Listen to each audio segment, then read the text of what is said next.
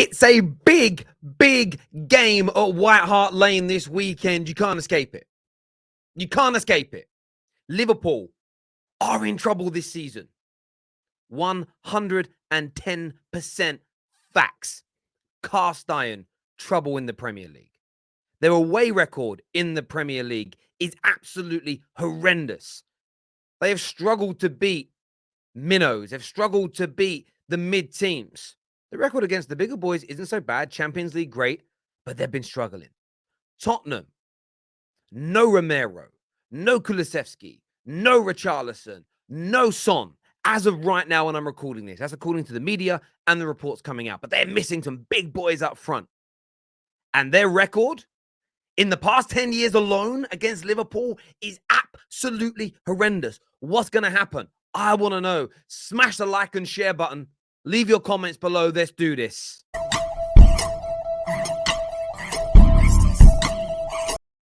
Now, make sure you are downloading the OneFootball app, the very best one-stop shop for football on planet Earth. Match stats, league tables, news stories, transfer news, free Serie A games. Every week they stream free Serie A games for you, plus football highlights and clips from all around the world.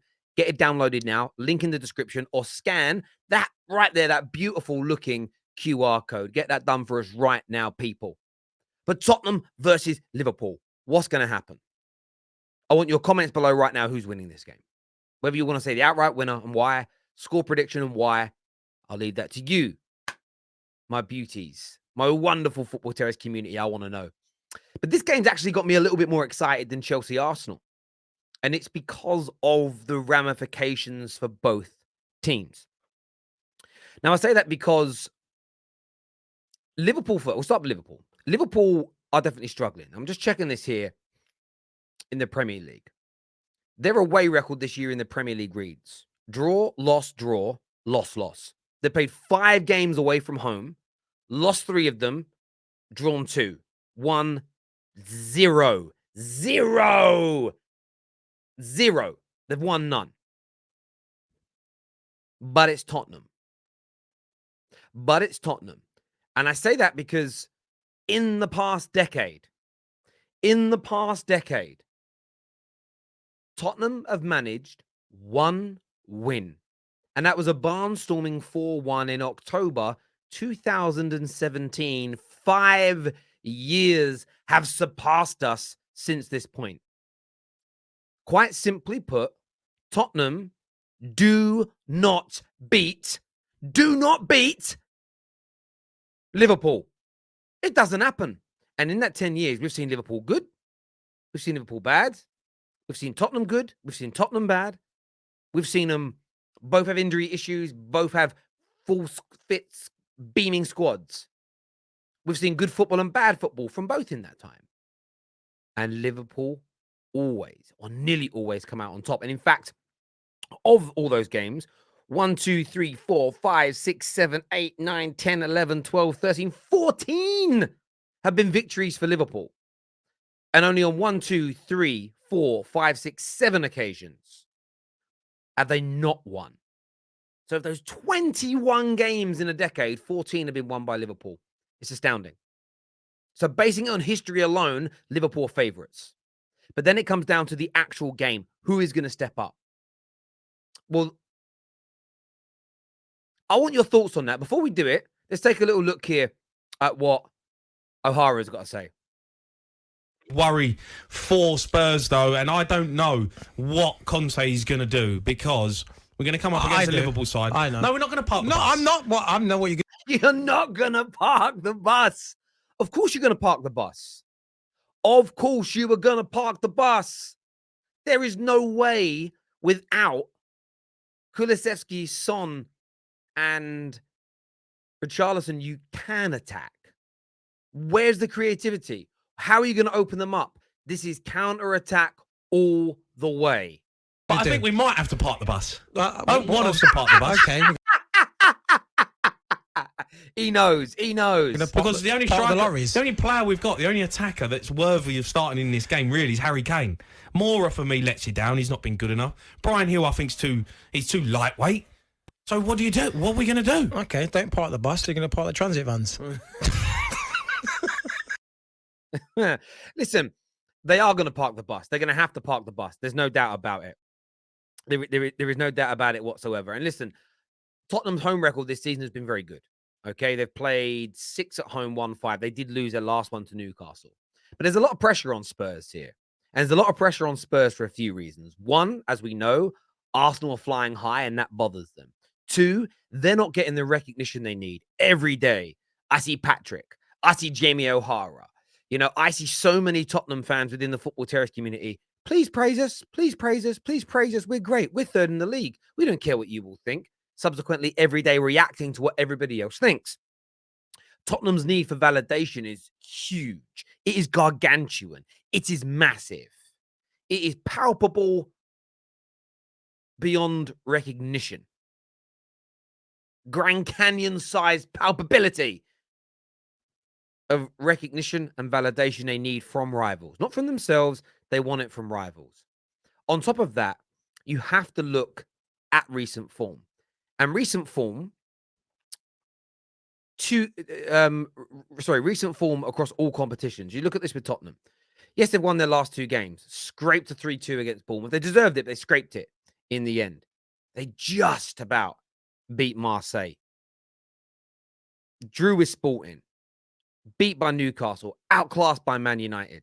Okay? Their recent form isn't great in terms of performances. And they are sinking very slowly in that top 4 element. Newcastle closing in. Man United closing in. They have to win. And my question is this. As good as a home record is, as good as they've been in some big games under Antonio Conte in this last year, can they handle this pressure?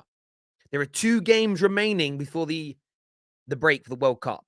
They want to be in that top 4. That's kind of there. We're top of our group. We're top of our group in the Champions League. We're in the top 4. Why are people criticizing us?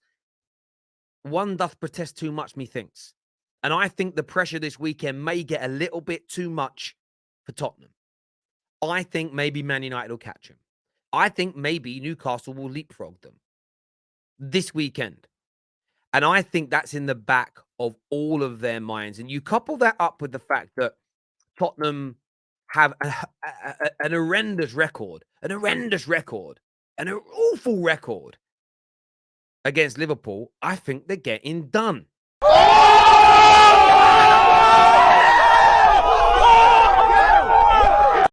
But listen, Newcastle play Southampton. I think they'll win. Man United play Aston Villa. I think they'll win.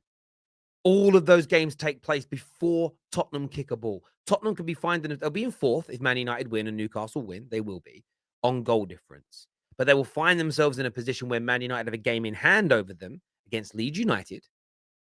And they will find themselves in a precarious position. They truly, truly will. Can they handle the pressure? People will say, well, Liverpool ain't very good at the minute. How can you be backing Liverpool here?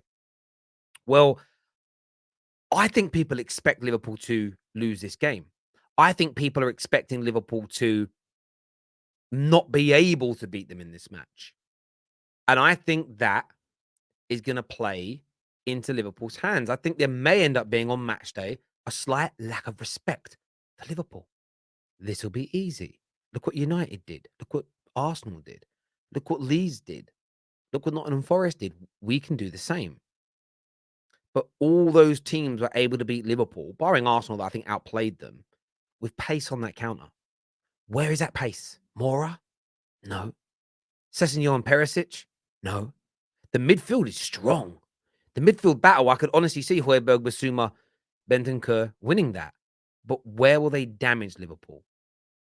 And I think what will happen in this game is they may start off by parking the bus, but I think eventually Spurs will get drawn out. The home team, the fans behind them. And then the space in behind for the Salahs of this world and the Darwin Núñez's they'll be able to exploit it. So I think Spurs fans should be very fearful this weekend. I think Spurs fans should be positively quaking in their boots at the idea of this game. They won't want to admit this. They'll talk it up. We're going to be okay. There's 2 things wrong here. There's 3 things wrong. 1, your terrible record against Liverpool. This element of history plays a part. People will always act like, well, history means nothing. Well, it does. It really, really does. It's in the mindset of these players. It's in the DNA of the club. Secondly, barring Kane, all your attackers that could do Liverpool damage are out.